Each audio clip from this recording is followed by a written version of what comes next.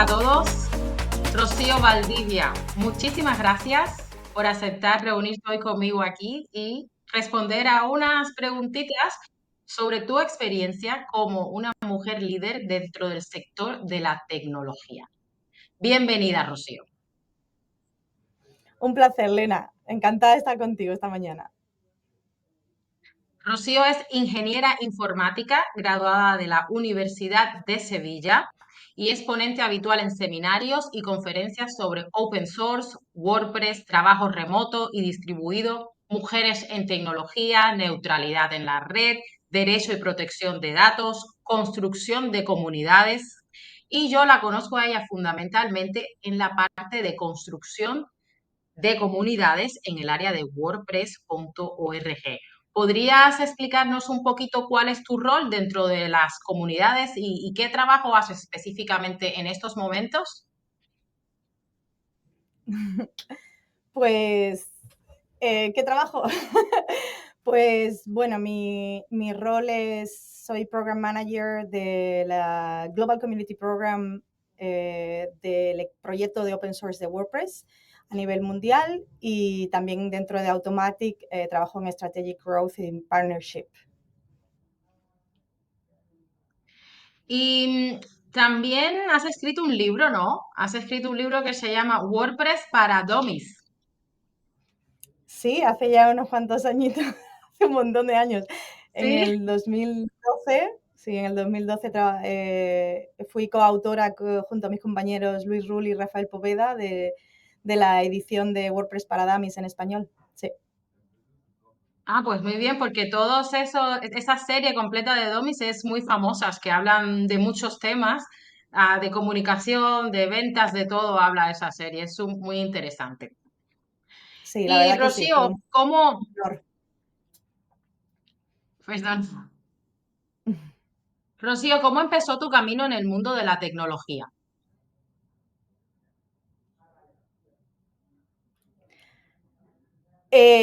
¿Cómo empezó? Bueno, pues desde pequeñita siempre me ha encantado la tecnología.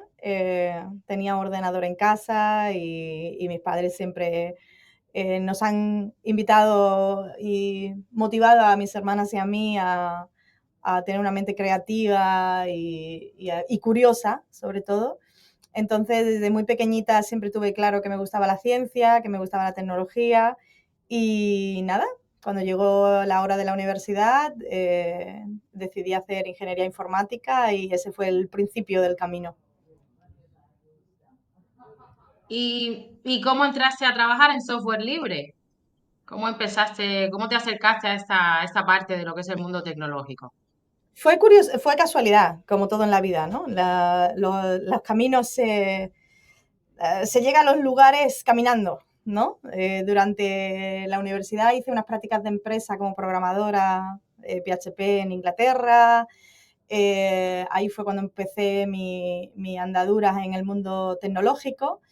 Y cuando ¿Sí? volví a España me surgieron varias oportunidades, pero me decanté en ese momento por empezar a trabajar con un equipo pequeñito, pero muy, muy entusiasta, en una empresa que se llamaba Mecus con Luis Rull y Rafa Poveda, los que luego escribimos el libro de WordPress para Dummies.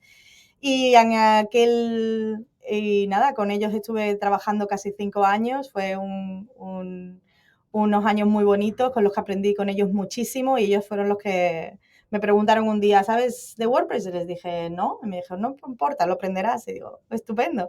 Y ellos fueron los que me abrieron las puertas al mundo del open source. Ah, pues muy bien, muy bien. Ahora mismo ya llevas unos 14 años trabajando en la comunidad de WordPress, más o menos. Sí, desde el 2009, así que ya 16. Ah, pues me quedé dos más atrás. 16 años, pues eso es bastante. Sí, la verdad que sí. Sí, sí, ¿qué papel ha jugado la comunidad en tu desarrollo profesional? Eh, Bueno, pues ha sido realmente el involucrarme con una comunidad a nivel mundial de open source, como en este proyecto, como este proyecto, el de WordPress, me ha abierto muchísimas puertas profesionales, me ha hecho crecer a nivel personal y profesional muchísimo. Sin darme cuenta, empecé a colaborar con gente, con increíbles profesionales a nivel mundial, con renombre a nivel mundial, y empecé a aprender muchísimo de otras personas, a trabajar en remoto, con gente que no conocía de nada, de otros países, otras culturas. Y nada, me ha llevado a estar donde estoy ahora mismo. Ha sido pertenecer a una comunidad de open source, la verdad es que lo único que ha hecho es aportarme cosas positivas. Y bueno, generalmente lo que haces liderando una comunidad es trabajar con personas, que es complicado, bueno, tienes que saber cómo hacerlo y sobre todo cuando hablas de una comunidad de open source, estás hablando con personas que son muy apasionadas, personas que creen en el proyecto en el que están trabajando, muchas veces son voluntarios. ¿Qué tipo de retos tienes tú cuando lideras esos equipos que además tienden a ser muy diversos y multiculturales? Bueno, hay muchos retos. Yo creo que al final es todo una curva de aprendizaje. Cuando estás trabajando con gente del mundo entero, tienes que tener siempre, evidentemente, la mente abierta a seguir aprendiendo, a estar abierto a diferentes formas culturales de trabajar, de comunicarse, a ser consciente de las diferencias culturales y a respetarlas. Y a tener una mente abierta también y de adaptación. Evidentemente, cuando trabajas a diario con personas de 40, 50 países, como es mi caso, tienes que tener una forma de adaptación, ¿no? Dependiendo de con quién hablas, de qué estás hablando y sobre todo cuando hay tantos cambios. Es decir, nosotros gestionamos muchísimos tipos de proyectos diferentes, ayudamos y mentorizamos y al final pues gestionamos muchos proyectos y hay mucho cambio, ¿no? Durante el día, ¿no? Tienes que estar haciendo el cambio de chip y de mindset continuamente. Eh, pero es muy enriquecedor y también es muy divertido. ¿Y qué ha sido lo más difícil cuando te has enfrentado a toda esta cantidad de personas, todas diversas? Cuéntanos una anécdota difícil en toda tu trayectoria de 14 años. Uf, no lo sé. Bueno, anécdotas difíciles, uf, no lo sé. Supongo que siempre hay, como en todos los momentos, hay momentos buenos y momentos peores, ¿no? Siempre, sobre todo cuando gestionas a personas. Eh, Supongo que lo más difícil a lo mejor que me he encontrado es tener que gestionar pues grandes egos. Cuando en la ecuación a nivel profesional eh, tienes que saber llevar con mano izquierda o saber gestionar también a personas bueno, que tienen grandes egos o que no aceptan el feedback de una manera constructiva o tal y cual, y tienes que aprender a decir, oye, bueno, a lo mejor en esta cultura o a lo mejor esta persona en particular, esta forma en la que me estoy comunicando no es la adecuada, ¿no? Y yo creo que eso también es aprendizaje para ti mismo y para decir, no puedo hacer las cosas de la misma manera que lo hago en mi país o en mi cultura o en mi propio idioma y te adaptas y intento encontrar siempre el punto medio, ¿no? De cómo comunicar las cosas y cómo hacerme entender para que las cosas siempre se hagan de forma constructiva en equipo y siempre remando para el mismo lado. Vale, vale, pues muy interesante, ¿no? Muy interesante. Sí, ver la comunidad global, gestionar personas y poderlo hacer de una manera un poco neutral, eso es todo un arte. Eso es todo un arte, yo creo que Complicado requiere, a veces, pero también, sí. sí, además de experiencia, requiere yo creo que un poco de que la personalidad te acompañe para, para poder acompañar a todas estas personas y que el proyecto salga adelante. Yo creo que es un gran reto y un trabajo, bueno, bastante interesante e intenso, además. Intenso seguro. ¿Y tendrás Sí, alguna no anécdota feliz? Uy, perdona que te he muchísimas. interrumpido. Nada, nada, nada, muchísimas, tengo muchísimas. Tengo muchísimas. Tengo buenos contactos, buenos amigos en todas partes del mundo. He viajado por medio mundo sabiendo que tienes amigos esperándote en el aeropuerto porque llevas trabajando 5 años, 4 años, 6 años con gente en la otra parte del mundo y nunca la habías conocido y que cuando te ves es como si hiciera 10 años que os conocéis. Ese tipo de relaciones que se crean en remoto son la parte más fascinante de llevar más de 12 años trabajando en remoto, en mi caso. Y a alguien que quiera llevar comunidades, ¿qué les recomendarías? ¿Tienes una especie de ABC, lo que se debe hacer, lo que no se debe hacer? ¿Qué recomendaciones darías a partir de toda tu experiencia?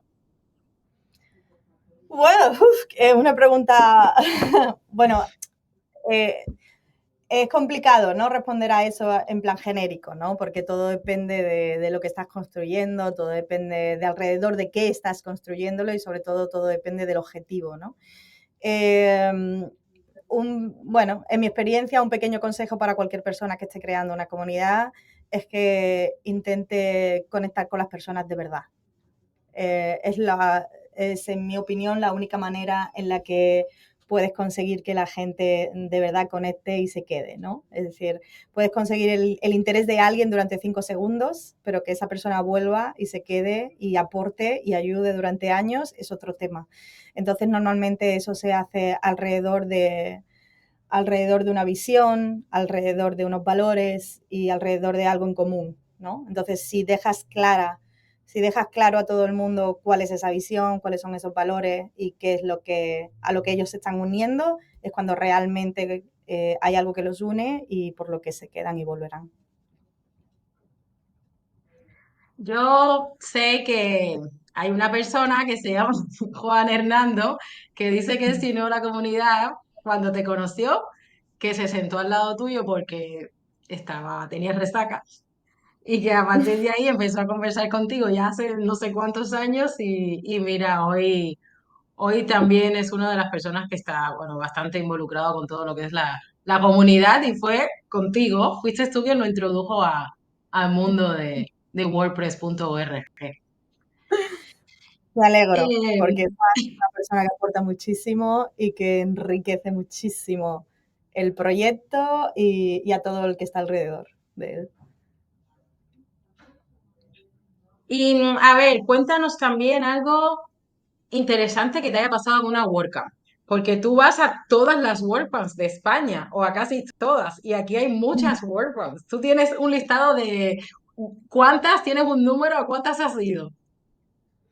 No, no voy a todas, ya me gustaría, pero es imposible con teniendo familia y niños. Pero bueno, intento ir a muchas. Durante una época sí iba a todas, pero ya a día de hoy es casi imposible porque hay como 10, de 10 a 12 al año en España. Eh, pero bueno, está lleno de anécdotas, llenísimo. Lo que más me encanta es conocer historias nuevas. Es decir, yo cuando voy a cualquier evento, sea de WordPress o no, siempre se me pongo un reto y es conocer al menos y tener una conversación mínimamente profunda con al menos 3 personas nuevas. Si me voy de un evento y no he conocido y tenido una conversación mínimamente profunda con al menos 3 personas, para mí no es un éxito. Porque creo que realmente cuando conoces a una persona de verdad, cuando le escuchas, cuando conoces su background, su historia, y es cuando realmente luego puedes ayudar a esa persona, puedes conectarla con otros contactos que tienes o con las necesidades de otras personas, o conocer a esa persona más, conocer sus motivaciones. Y, y puedo decir que casi todos los eventos, casi en el 100% de los eventos a los que he ido, sí, lo consigo. No tengo contados cuántos eventos he ido ya, lo dejé de contar hace mucho tiempo, sé que han sido ya, no sé, muchos cientos por 3 continentes y nada, son ya muchos años, pero no dejo de aburrirme porque lo bonito de seguir asistiendo a conferencias es que cuando vas fuera de las que son de esta comunidad, ¿no? Del proyecto de WordPress, valoras mucho las cosas buenas que tenemos y luego aprendes mucho también para traer a los programas que nosotros tenemos. Claro, claro. Y bueno, a ver, hablando de WordCamps, hay WordCamps regionales. Está la de Europa, está la de Asia, está la de Estados Unidos, que, bueno, es tan grande que casi es un continente. Y te iba a preguntar, ¿habrá WordCamp LATAM? Mm. Sí, durante varios años se ha hablado del tema. La comunidad de Latinoamérica lleva años queriendo hacerla. Yo les animo a que la hagan. Claro. Es cierto que, bueno, en sus días, hace varios años, antes de la pandemia, ya se estaba barajando el hecho, hace muchos años se estaba barajando el hecho de hacer una WordCamp en Latinoamérica. Lo que pasa es que les preocupaba que no es tan fácil volar o no es tan fácil viajar tan fácil como lo tenemos en Europa. Entonces no es lo Mm. mismo en nivel de precios y facilidad y todo eso, no es lo mismo viajar de España a Francia, a Polonia, a Inglaterra, tal, que coger un vuelo de Argentina a Costa Rica o a Colombia o a Venezuela, etcétera, ¿no? Entonces, al final decidieron para el año 2020 que iban a hacer WordCamp Centroamérica, estaba todo, el venue pagado, absolutamente todo, pero llegó la pandemia y al final la hicieron Ah, online y la primera WordCamp Centroamérica se hizo online en el 2020. Estuve mentorizándoles y para mí fue un honor.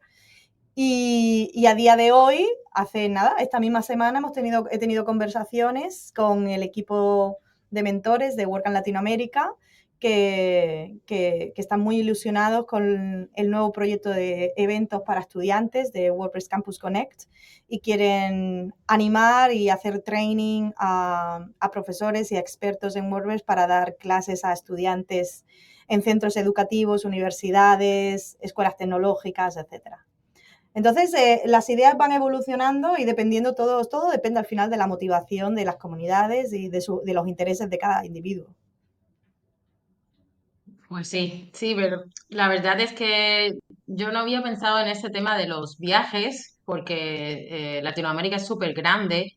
Y luego también que todos son países diferentes, así que cada persona requeriría visas para ir de un sitio a otro, que aquí en Europa está mucho más fácil, es casi hacerse un viaje, pues aquí mismo. Eh, Mm, no es un viaje internacional. exacto. Claro, claro. Habíamos mencionado al principio que Rocío también da muchas charlas. En WordPress TV tienes unas 37 charlas más o menos. Eso me imagino que sea una ínfima parte de todas las charlas que has dado a lo largo de tu trayectoria y tu carrera. A mí hay una charla que me gusta mucho tuya, que es una que diste en el 2018 en la WordCamp de Madrid, que se llamaba Connecting the Dots, WordPress, código abierto, neutralidad en la red y privacidad.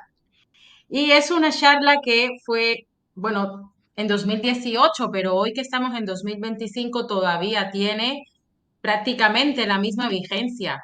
Todos los temas de los que hablaste y que tocaste son temas que siguen siendo muy preocupantes para todo lo que es la web y que todavía son más preocupantes porque ahora mismo estamos ante un cambio de paradigma con toda la parte de la integración de la inteligencia artificial a nuestras vidas. Y en ese momento dijiste en tu charla, y voy a citarte, dijiste, tenemos que ser conscientes de educar y transmitir la necesidad de defender la neutralidad de la web a las nuevas generaciones, a nuestros hijos. Y en aquel momento explicaste de dónde salía el tema de la neutralidad. Si no nos puedes explicar un poquito brevemente y también responder a esta pregunta.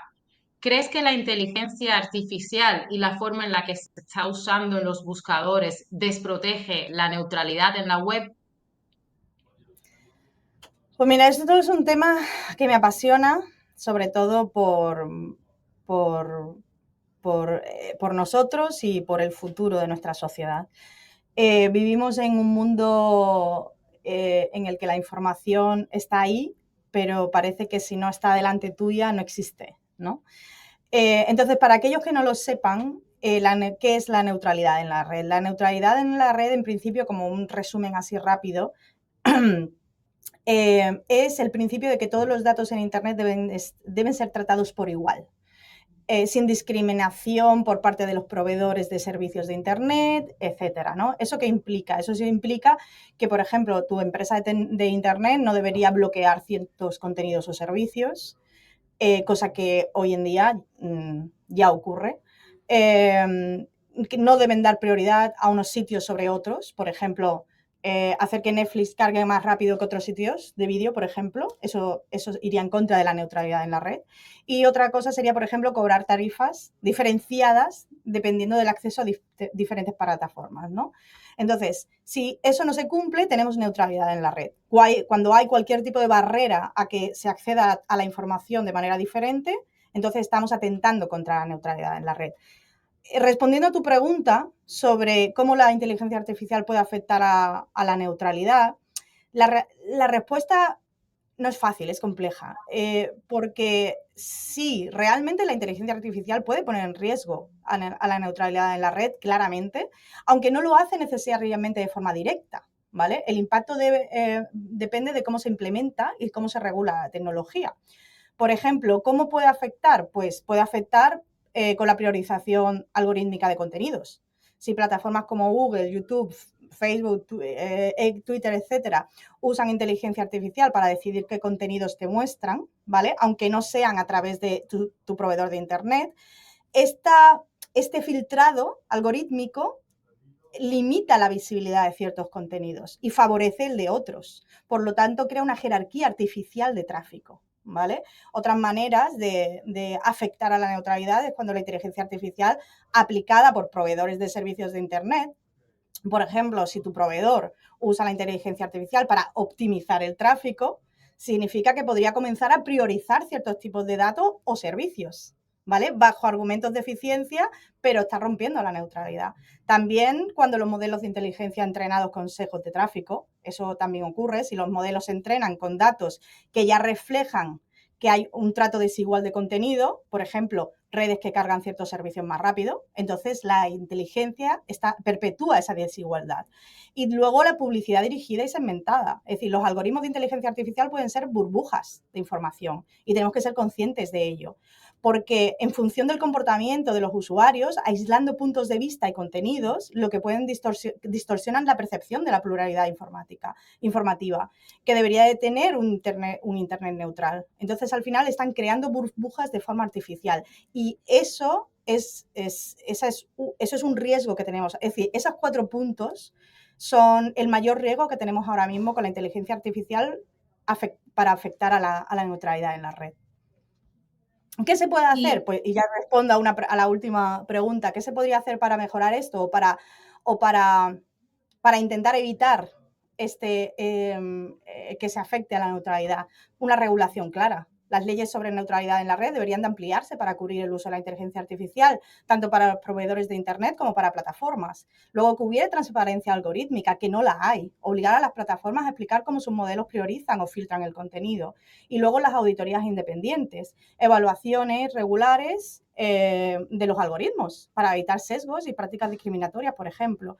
Y por último, pero lo más importante en mi opinión, siempre es educación digital. Es decir, tenemos que enseñar a nuestros hijos y a las nuevas generaciones a tener un sentido crítico, sobre todo del contenido que están leyendo y preguntarse, ¿quién quiere crearme esta opinión y por qué quieren crearme esta opinión? Que los usuarios comprendan cómo opera la inteligencia artificial detrás de sus pantallas y cómo se prioriza el contenido pagado antes que el contenido que es más real o de personas más expertas en la materia.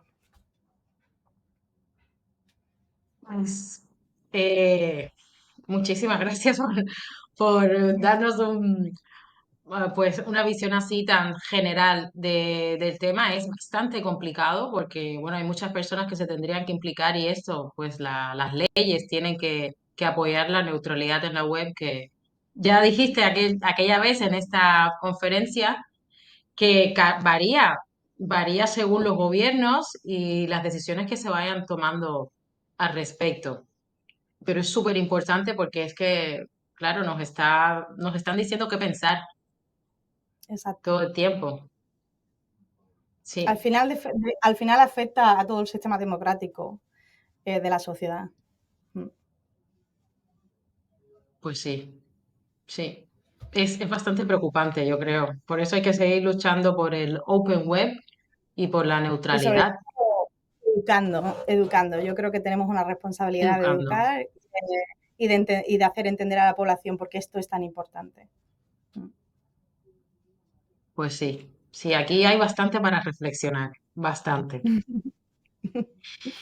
Y otra pregunta que te quiero hacer que ya no va relacionada al tema de la Open Web es sobre tú como mujer dentro del mundo tecnológico, sabemos que es un mundo que está mayormente liderado por hombres. ¿A qué desafíos te has enfrentado como una mujer en tecnología? Me han hecho estas preguntas muchísimas veces y realmente mi respuesta siempre es la misma. No muchos. No he Muy sentido en bien, mis, no sé, más de 15 años de carrera profesional, no he sentido discriminación por ser mujer. Si acaso lo contrario, he visto muchos casos en los que se ha intentado o se intenta hacer discriminación positiva por ayudar, lo cual entiendo, pero bueno, me gusta cuando se nos da las mismas oportunidades por igual y cuando al final uno sabe y sabe que estás ahí porque eres bueno, ¿no? No porque tienes que cubrir una cuota. Entonces, he podido tener, no sé, anécdotas puntuales, pero que yo creo que han sido más relacionadas con personalidades puntuales de personas que, bueno, pues que a lo mejor no les gusta eh, yo qué sé, eh, que les gestione otra persona o algo así, o a lo mejor mujer, que no sabe, pero en general no he sentido, es decir, yo, de hecho, la mayoría de mis jefes o de mis jefes han sido siempre mujeres, es decir, yo desde hace muchísimos años estoy gestionada, es decir, en mi jerarquía por arriba siempre he estado trabajando con mujeres increíbles que han sido mentoras para mí, con las que he aprendido muchísimo y que son grandes profesionales. Así que retos, no muchos, más bien muy pocos. Y lo que intento siempre, de lo que sí soy consciente desde hace muchísimos años, es que es cierto que trabajamos, a todo el mundo le gusta verse reflejado. Por eso a mí me gusta hablar con otras mujeres en el sector siempre y conocer otros casos y tener una buena red bueno, de mujeres y de personas en general en el mundo de la tecnología, porque primero porque aprendemos de todo el mundo y segundo porque las generaciones nuevas, ¿vale? Nos miran a nosotras, que llevamos más años trabajando en el sector, y nos ven como ejemplos, ¿no? Entonces, siempre creo que el darnos nosotros visibilidad y el tener visibilidad, ya sea en congresos o en charlas o lo que sea, puede ayudar y motivar e inspirar las futuras líderes del mundo, ¿no? Claro, pues sí, sí, justamente te iba a preguntar que cómo crees que se puede fomentar que participen más mujeres, porque aun cuando se puede, no somos muchas. Cada día somos más, pero todavía no hay muchas. ¿Cómo podemos invitar a que vengan más mujeres al mundo tecnológico? Es eso, simplemente muéstrate, cuenta tu experiencia, sé visible, no te quedes escondida en tu cueva y yo creo que es una cuestión más de visibilidad y demostrar que somos muchas realmente. Otra cosa es que no nos mostremos tanto. Así que yo invito a todas las mujeres en el mundo de la tecnología a crear vuestras redes a nivel local, a nivel regional, a nivel de que sea, juntaros por gremios y contar vuestras experiencias, pues crear vuestra red de contactos, porque primero es muy útil, segundo es muy gratificante, muy enriquecedor y tercero porque salen muchas ideas de ese tipo de cosas y inspira a otras chicas jóvenes a decir, hey, mira qué guay, quiero algún día ser como ellas o hacer lo que están haciendo o eso. Así que dad muchas charlas, id a muchos institutos, universidades, facultades, juntaros, porque eso es lo que más ayuda, en mi opinión. Vale, pues muy bien. Y una última pregunta, Rocío. ¿Qué te gustaría lograr en los próximos años? ¿Qué me gustaría lograr? Muchísimas cosas a nivel profesional, supongo. Bueno, lo que quieras, como abierto, Nada, profesional, personal, lo que quieras. nada, ahora estoy metida en un proyecto muy bonito dentro de Automatic con WordPress.com, con agencias, y la verdad es que me ilusiona muchísimo. Estamos trabajando con muchos grandes profesionales y con partnerships con algunos de los mejores desarrolladores que hay en el mundo a nivel español y de Latinoamérica. Y la verdad es que me está ilusionando muchísimo porque estoy conectando puntos, ¿no? Estoy trabajando ahora con contactos que he hecho durante muchísimos años, ¿no? Conociendo la comunidad y que ahora se convierten en proyectos muy ilusionantes o en partnerships muy, muy ilusionantes. Y me gustaría seguir haciendo crecer eso, ¿no? Porque durante muchísimos años el mundo de la tecnología siempre ha mirado a Silicon Valley, siempre ha mirado a Estados Unidos, a los grandes hubs, ¿no? De Londres, etcétera. Y creo que tenemos muchísimo talento en el mundo hispanohablante, muchísimo, que trabajamos con proyectos increíbles y que nunca se le ha dado la visibilidad adecuada. Entonces, me gustaría seguir trabajando ahí. Quiero darle visibilidad a hacer partnerships, hacer que los grandes expertos tengan visibilidad mundial del mundo hispanohablante y es un proyecto que me hace mucha ilusión. Vale, pues bueno, tienes un gran reto ahí para los próximos años. Muchas gracias. Sí. Pues muchas gracias, Rocío Valdivia, manager de crecimiento estratégico y alianzas LATAM y España y líder de los programas de comunidad global de WordPress ORG.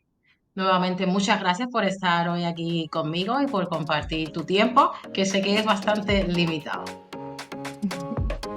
Un placer, Lena. Ha sido un placer charlar contigo esta mañana. Pues muchas gracias. Y ahora, pues nada, nos despedimos.